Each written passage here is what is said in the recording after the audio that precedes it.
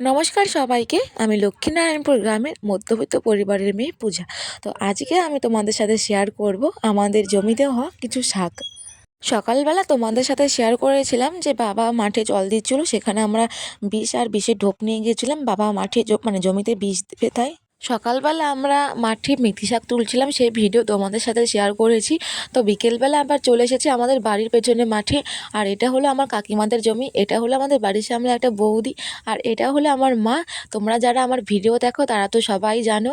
আর এটা হলো আমার কাকিমা। এই জমিতে কিন্তু অনেক রকমের শাক বোনা আছে। খেসারি শাক, মটর শাক, বৈথে শাকও আছে কিন্তু। আবার দেখো মাঝে মাঝে দু একটা সর্ষে গাছও হয়েছে। আর এটা হলো আমাদের রসুন ক্ষেত। এখানে দেখো কত বৈথে শাক হয়েছে।